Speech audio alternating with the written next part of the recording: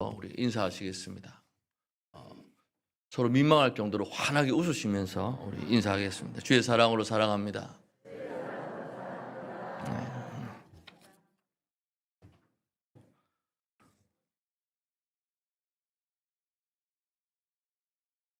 혹시 새 중에 솔개를 아십니까? 직접 보신 분도 계실 테고 TV를 통해서 보신 분도 계실 텐데요. 이 솔개는 조류 중에 가장 장수하는 그러한 새입니다. 보통 한 40년 삽니다. 그런데 일부 솔개들은 한 70년을 또 살기도 한답니다. 그게 뭐 태어나면서부터 그게 정해져 있는 것은 아니고요. 그런데 70년까지 장수를 하기 위해서는 아주 고통스러운 중요한 과정을 거친다고 합니다. 그래서 솔개가 태어나서 한 40년쯤 되면 노화가 됩니다. 그래서 발톱이 노화하기 때문에 이 사냥감을 쉽게 챌 수 없는 그런 상태가 됩니다. 부리도 이제 길게 자라서 부리가 이제 가슴에 정도 될 정도로 길어진다고 합니다. 그렇게 되고 또 깃털도 짙고 두껍게 자라는 바람에 날개가 무거워져서 하늘로 날아오르기도 힘들게 된다고 합니다. 이제 그러면 대부분의 솔개들은 그냥 운명 탓이니 하고 죽습니다. 그러나 이럴 것이 아니라 새로운 무언가를 찾아보자라고 생각한 솔개는 산 정상으로 날아 올라갑니다. 그래서 거기에서 둥지를 짓고 이제 작업을 시작하지요. 제일 먼저 하는 것은 가슴까지 길어졌던 부리를 바위에 쪼아댑니다. 쪼아대면서 그 부리를 부셔뜨리는 겁니다. 부서뜨리면서 새로운 부리가 자라도록 하는 것이죠. 그것도 어떻게 보면 상당히 힘든 과정입니다. 그리고 나서 새 부리가 자라나면 그 새 부리를 가지고 발톱들을 하나씩 뽑아낸다고 합니다. 하나씩 뽑아내면 새로운 발톱이 자라나서 이제 먹이를 잡아채는데 아주 최적의 것이 됩니다. 그리고 나서 마지막으로 하는 것은 날개 깃털을 하나씩 뽑는다고 합니다. 다시 새로운 깃털이 뜯어낼 때까지. 이 정도에 걸리는 시간은 한 6개월 정도 시간이 걸린다라고 합니다. 새 모습으로 다시 태어나서 30년의 수명을 더 누리기 위해서 과연 이 고통스러운 과정을 할 것인가 말 것인가 라는 것은 본인에게 달려 있을 것이다 라고 생각을 합니다만, 우리가 이러한 이야기를 듣고 그 가운데 우리가 교훈을 얻을 수 있는 것은 미래를 보다 더 나은 미래를 우리가 위하여서라면 우리에게도 변화를 위한 최대한의 어떤 노력과 그러한 시간이 우리에게 주어져야 할 것이 아닌가를 한번 생각해 봅니다. 구약 성경 중에서 이제 신명기, 여호수아, 사사기, 사무엘상, 열왕기상하 이 책들을 신명기 법전이라고 얘기를 합니다. 그래서 이 법전들의 가장 큰 특징은 무엇인가? 이스라엘 역사 그 자체로 판단하는 것이 아니라 하나님 말씀에 근거해서 평가하고 해석을 한다는 것입니다. 이스라엘이 출애굽해서 가나안을 정복을 하고요. 그 다음에 이제 통일 왕국을 설립을 합니다.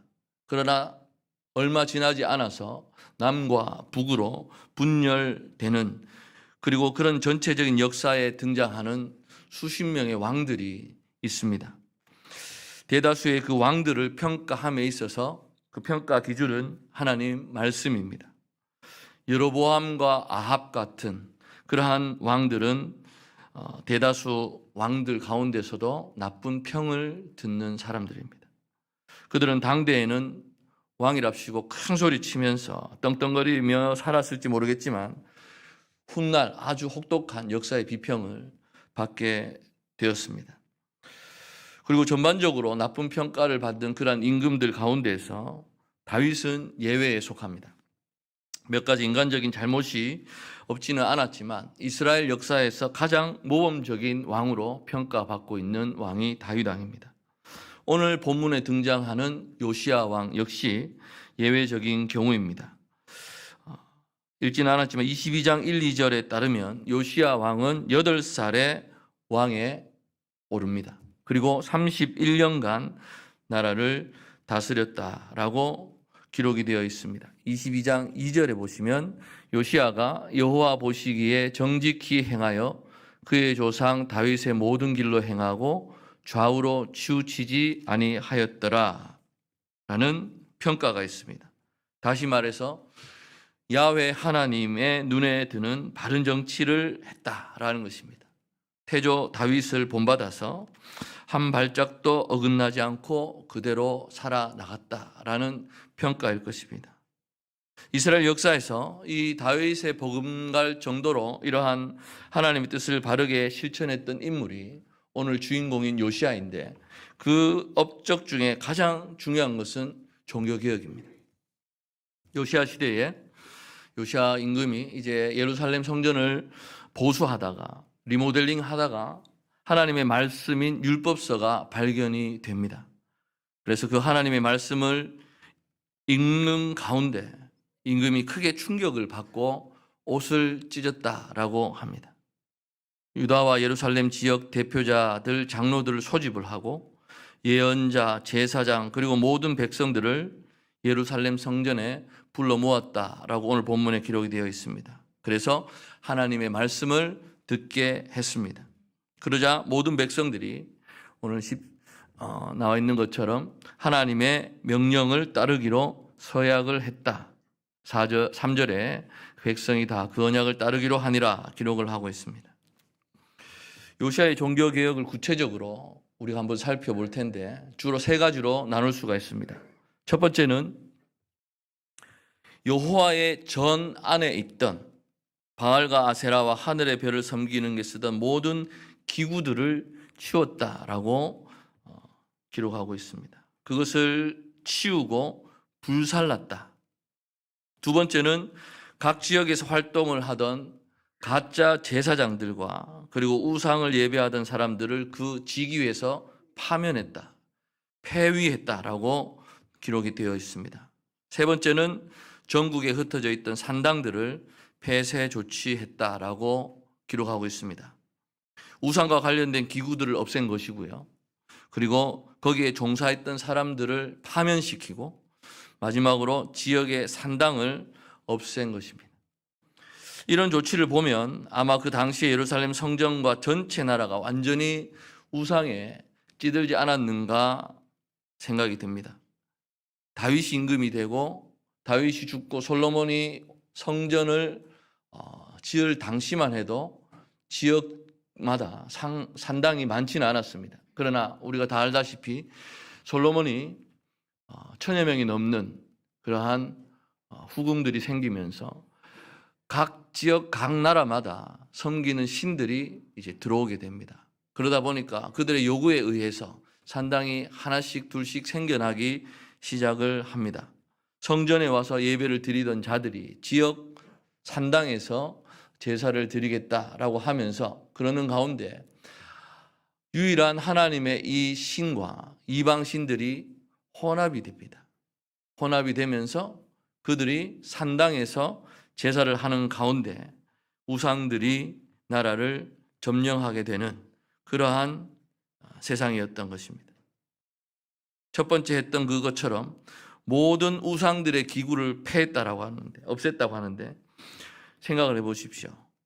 하나님께 제사 드리는 예루살렘 성전 안에 바알과 아세라를 섬기는 기구가 들어있었다라고 하는 것을 과연 여러분들은 상상하실 수 있으시겠습니다? 요즘식으로 바꿔 생각해 본다면 이 예배당 안에 부처상이 있는 겁니다. 중보기도실 안에 용하다고 하는 점쟁이가 쓴 부적들이 막 붙어 있는 겁니다. 그런 상황 속에서도 그들은 열심히 신앙생활을 한다고 신앙생활을 했던 것입니다. 그것을 방치해 두고 그대로 놓아두었던, 그러면 왜 진작부터 그것을 없애지 못했을까요? 라는 것입니다. 물론 요시야 이전에도 몇몇 왕들이 이러한 개혁을 해보겠다라는 그러한 취지를 가지고 했지만 후궁이 1000명입니다. 아시지 않습니까? 후궁의 말에 솔로몬이 귀를 기울일 수가 없었던 것입니다. 누구 말을 들어주면 누구 말을 또 들어줘야 되고, 그러다 보니까 이 산당을 없앤다는 것은 생각조차 할 수 없던 그러한 일이었습니다. 많은 개혁들을 했는 가운데서도 하나 하지 못했던 것들이 이 산당에 대한 개혁이었습니다. 그것을 오늘 요시야 왕은 했던 것입니다. 여러분들은 이제 그들에게 믿음이 없어서 그런 일을 저질렀구나라고 생각하실 수도 있겠지만 그렇지 않습니다. 그들은 주님을 누구보다도 잘 섬긴다라는 열심 아래에서 신앙했던 사람들입니다. 한편으로는 여호와 하나님을 섬기면서 한편으로는 바알과 아세라를 섬기는 일종의 혼합주의인 것입니다. 요즘 음식으로 따지면 퓨전이라고 얘기도 하는 것처럼 혼합주의는 신앙생활에서 아주 유용할 수 있습니다. 속된 표현으로 꼭 먹고 알 먹고 식으로 형식적으로는 여호와 하나님을 섬깁니다. 그러면서 속으로는 물질적인 풍요를 약속하는 바알과 아세라를 섬기며 나아갔던 것입니다. 부자 청년이 예수님께 와서 구원에 대해서 물었을 때에 예수님께서 말씀하십니다. 내 있는 재물을 다 팔아서 나눠주라 라고 했을 때 그는 고개를 갸우뚱하면서 돌아갑니다. 재물과 하나님을 겸하여 섬길 수 없다라고 분명히 말씀하셨습니다. 그러나 그럼에도 불구하고 사람들은 그렇지 않습니다. 열심히 신앙생활을 하면서 왜 재물을 함께 가지고 갈 수가 없습니까? 라고 이야기를 하는 것입니다. 또 한 가지는 지금 우리의 기복주의 신앙이 바로 그것을 말하는 게 아닐까라는 것입니다. 한국에 기독교가 130여 년 전에 들어오면서 이제 지금의 모습을 갖추기까지 수많은 발전 속에서 자라왔습니다만은 처음에 우리나라에 들어왔을 때 이 나라의 상황을 보았던 선교사님들은 참 답답했을 겁니다. 그래서 이들을 어떻게 신앙으로 바르게 이끌 수 있을까라고 하면서 그들이 끊어내지 못했던 부분이 있습니다. 새벽마다 정한수 한 그릇 떠나놓고 지극정성으로 그 앞에 절하고 비는 어머니들의 모습을 보면서 저것을 교회 안으로 끌어들였던 것입니다. 그러면서 이 신앙 가운데 그 절하는 것을 교회에 와서 하나님께 빌라고 그들에게 말을 하는 것입니다. 예수님을 믿으면 구원을 받으며 집안이 잘 되고 부자 된다라는 그러한 식의 이야기를 하는 것입니다. 그러다 보니까 우리의 신앙 가운데 기복주의는 어느덧 우리의 어떤 근본적인 신앙처럼 되어온 것을 우리는 볼 수가 있습니다. 당시 유대인들은 이러한 혼합주의로 왜 빠져들 수밖에 없었는가? 말씀의 부재였습니다. 요시야 왕이 성전에서 발견된 하나님의 말씀을 읽고 크게 충격을 받습니다. 왜냐하면 어렸을 때부터 자기가 들어왔던 수많은 말씀들도 있을 것입니다만 잘못된 신앙 교육 속에서 자라온 본인의 과거의 모습도 있었을 것이고 발견된 말씀 속에서 하나님께서 말씀하시는 그 기준이 지금과는 너무나 다름을 알았던 것입니다.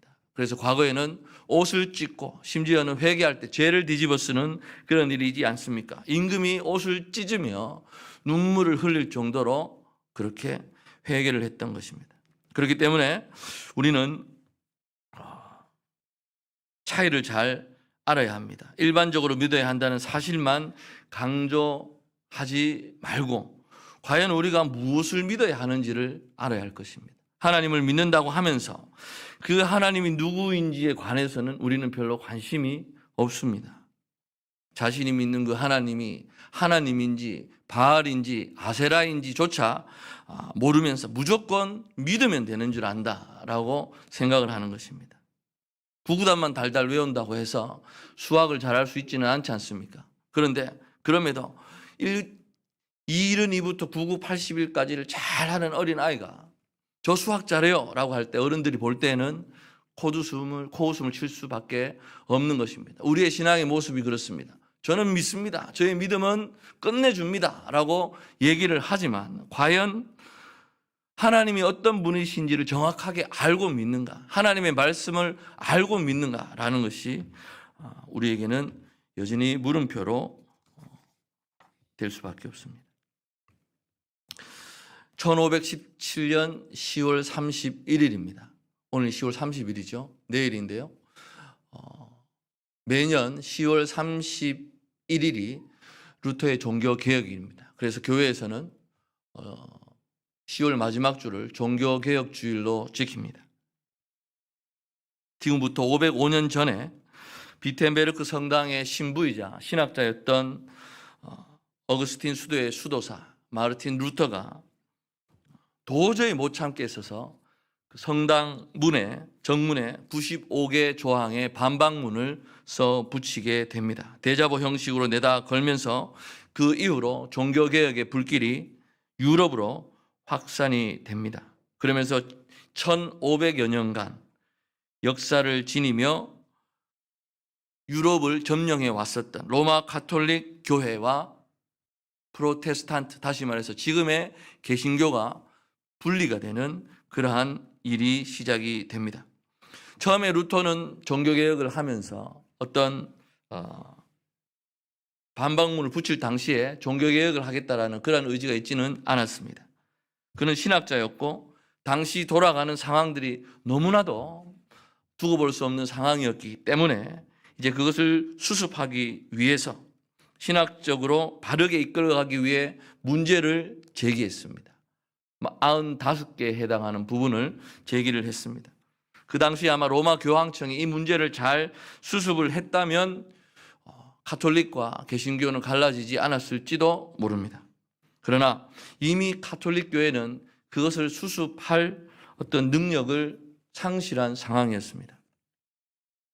겉으로 불거진 가장 신앙적인 문제는 면죄부였습니다. 면죄부, 죄를 사하여 준다는 서류를 성당에서 떼줌으로 해서 예수를 그러니까 하나님을 믿지 않고, 다시 말해서 구원받지 못하고 연옥에 떨어져 있던 우리 선조들의 영혼이, 가족과 조상들이, 다시 말해서 내가 지금 면죄부를 구입해 주면 그들이 천국으로 갈 수 있다라는 논리를 폈던 것입니다. 그러면서 그 당시에 헌금함은 노수로 된 소리가 나는 그러한 함이었습니다. 그래서 그 헌금함에 돈 떨어지는 소리가 크면 클수록 빨리 갈 수 있고 더 좋은 곳으로 갈 수 있다라는 이런 주장 속에서 사람들은 누구나 할 거 없이 그러면 우리도 헌금해야 되겠구나, 나도 헌금해야 되겠구나 라는 그러한 생각 속에 면죄부를 사고 파는 그러한 일들이 벌어졌던 것입니다. 지금 생각하면 코미디 같은 이야기입니다만 그 당시에는 그런 논리가 아주 진지하게 받아들여졌습니다. 만약 요즘에 그런 일이 또 생긴다면 전부 다 그런 일이 어디 있습니까? 라고 하실 것 같습니까? 아닙니다.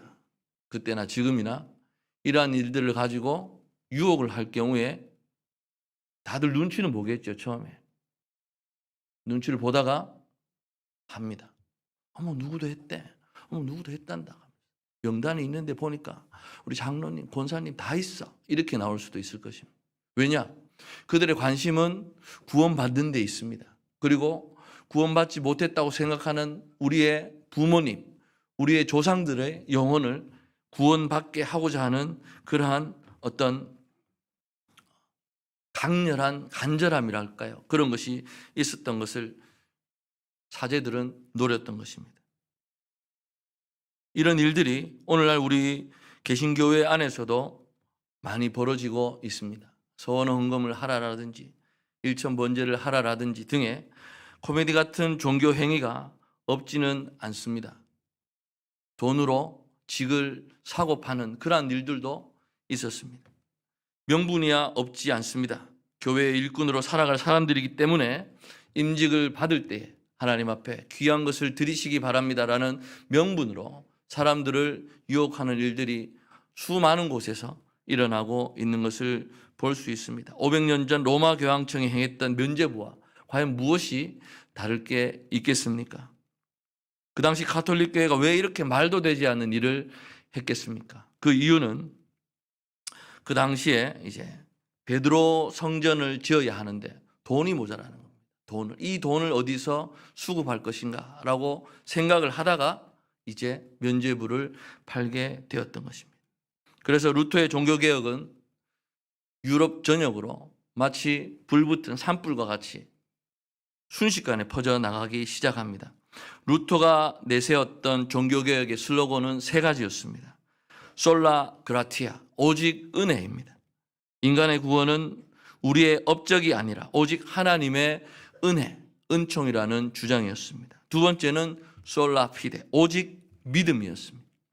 인간이 의롭다고 인정받는 길, 그것은 행위가 아니라 믿음뿐이라는 주장이었습니다. 세 번째는 솔라 스크립투라, 오직 성경이었습니다. 기독교인의 삶을 끌어가는 기준이 교회가 아니라 오직 성경이라는 그러한 말이었습니다. 그리고 나서 이제 칼빈에 의해서도 이것이 이어받아서 바통 터치가 되며 칼빈은 두 가지를 더 포함시킵니다. 솔루스 크리스투스, 그래서 오직 그리스도, 그리고 솔리데오 글로리아, 오직 하나님께만 영광. 그래서 인터넷 가서 검색해 보시면 처음 시작은 세 가지였으나 칼빈의 종교개혁의 슬로건은 5가지로 늘어나고 있습니다.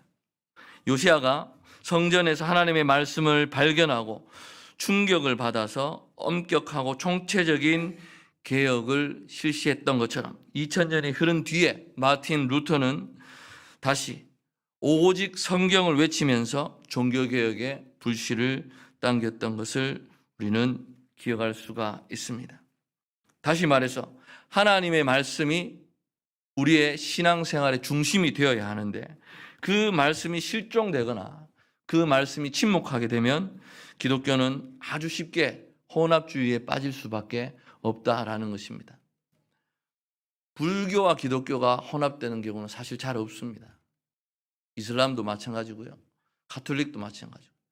4대 종교라고 하는 이 종교들은 그렇게 되지 않습니다. 그러나 우리의 신앙생활을 한번 잘 우리가 살펴보아야 하겠습니다. 과연 나는 하나님 앞에 한 줌의 부끄러움이 없는 그러한 신앙생활을 하고 있는가? 길 건너편에 보시면 복권 판매소가 있습니다.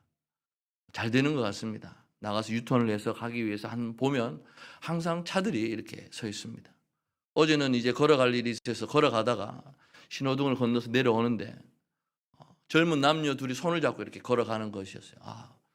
좋을 때다라고 이제 가는데 그들의 발걸음이 복권방 안으로 들어가는 것이었습니다. 혹시 복권 하시는 분 계십니까? 저도 가까운 분 중에 한 분이 계속 복권을 몇십 년째 하고 계시는 분이 있습니다만 소득은 아직까지 하나도 없습니다. 그럼에도 그들이 복권을 하는 이유가 무엇이겠습니까? 나의 유일한 낙이다라고 말씀을 하시는데 참 걱정스럽기도 합니다만은 오늘 신문을 보다가도 오늘의 운세가 나옵니다. 그냥 지나가십니까? 아니면 한번 읽어보십니까? 안 보는 척하면서 나의 띠가 있는 곳을 가서 이제 운세를 한번 봅니다. 잘 나와 있으면 왠지 기분이 좋습니다. 근데 오늘 뭔가 안 좋은 일이 생길까? 에이 치아라 하면서 신문을 던지는 경우도 발생을 합니다. 인간은 그렇게 만들어졌습니다. 인간은 처음부터 하나님과 떨어져 살 수 없는 그러한 관계 속에서 인간이 지음을 받았는데 그 인간이 하나님을 거역했습니다. 하나님의 자리에 오르고자 하는 그 욕심 때문에 그래서 지금까지 우리가 그러한 고통 속에서 살아가지 않습니까? 누구나 다 우리의 마음 속에는 잘 되고 싶고 부자 되고 싶고 그런 가운데 신앙생활도 잘 하고 싶다라는 그런 욕심을 다 가지고 있습니다. 중요한 것은 그러한 가운데 우리의 삶이 어떻게 나아가야 하는가라는 것입니다. 혼합주의의 특징은 사람들이 좋아하는 것만 골라서 상을 차려 놓는다라는 것입니다. 죽은 다음에 천국 가기 위해서 예수를 믿습니다. 살아있을 때 성공하고 부자가 되고 싶으니까 자본주의를 끌어들입니다. 이런 혼합주의적인 성격이 강한 교회일수록 성도들이 많이 모입니다. 왜냐하면 사람들은 자기의 어떤 종교적인 취향 그리고 세속적 욕망에 따라서 움직이기 때문입니다. 그러나 이러한 혼합주의는 오래 가지 못합니다. 이벤트에 쩌들어 있습니다. 그러다 보니까 이 한국 교회가 언제부터인지 주의 말씀이 중심이 되는 것이 아니라 말씀을 포장한 다른 어떤 행사와 프로그램 속에서 그들의 교회가 이끌려져 가는 것을 볼 수 있습니다. 서울의 큰 교회 목사님의 설교를 들으면서 그분께서 잘 믿고 기도만 잘하면 세상에서 성공한다라는 설교를 하기도 합니다. 심지어는 1억을 11조 할 수 있도록 주님 축복해 주십시오라는 그러한 기도를 시키기도 합니다. 그렇다면 결국 기독교는 하나의 처세술에 불과할 뿐입니다. 이 세상을 살아감에 있어서 과연 내가 잘 살 수 있느냐 없느냐에 하나님을 끌어들이는 그러한 신앙일 수밖에 없다라는 것입니다. 그렇기 때문에 루터는 말씀으로 돌아가자라고 이야기를 합니다.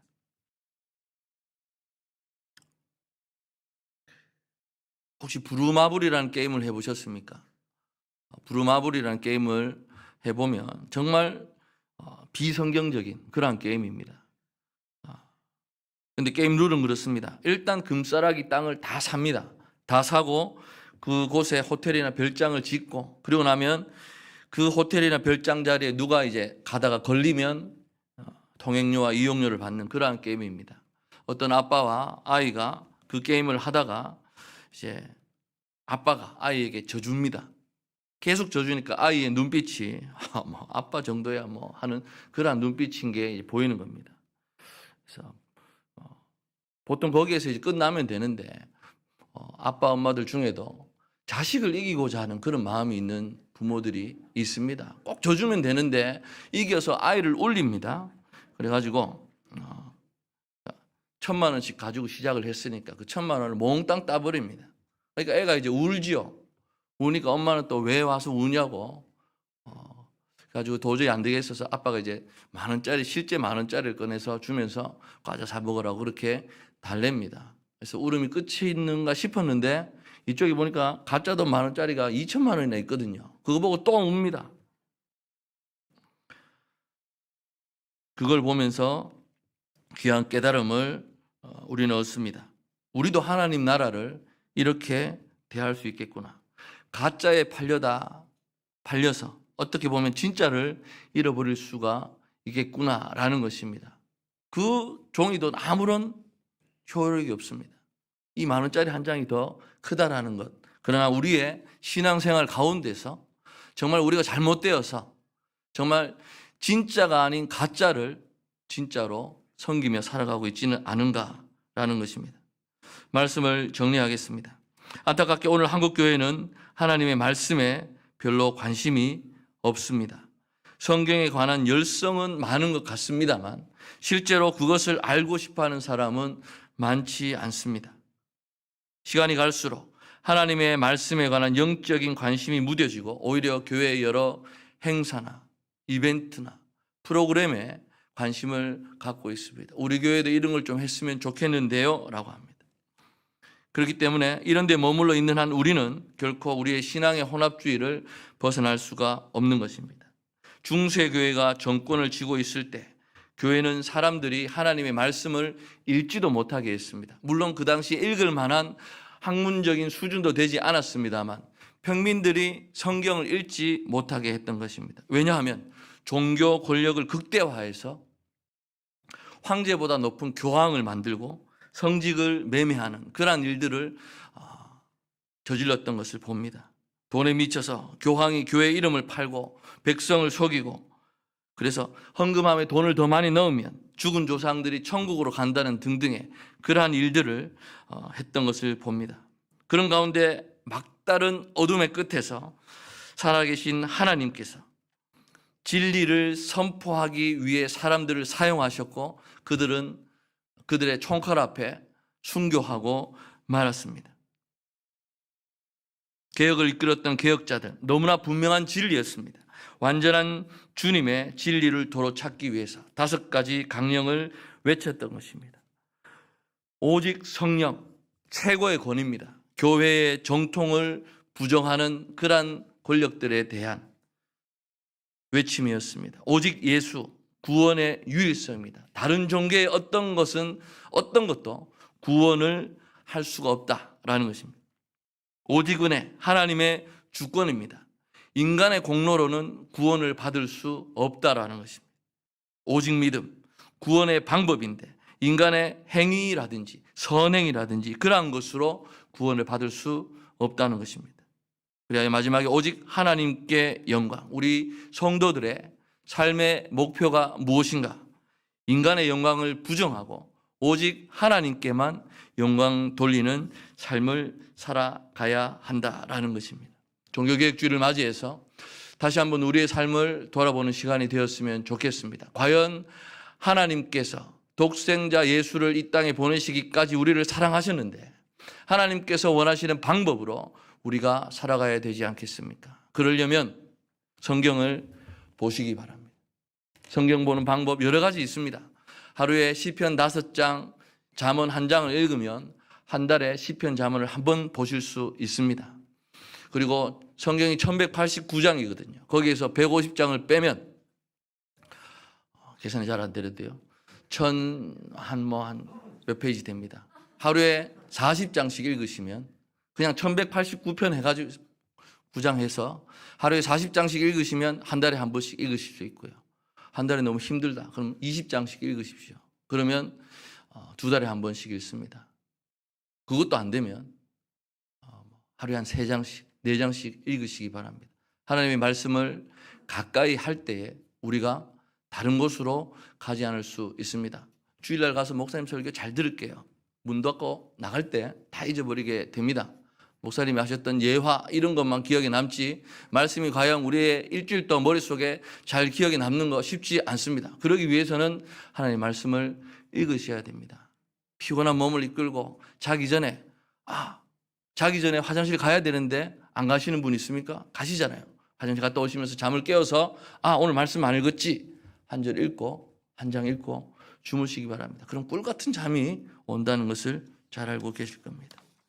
종교개혁주의를 맞이해서 우리의 삶을 다시 한번 돌아보는 귀한 시간 되시는 저 여러분 되시길 간절히 소망합니다. 우리 시간에 찬양하겠습니다.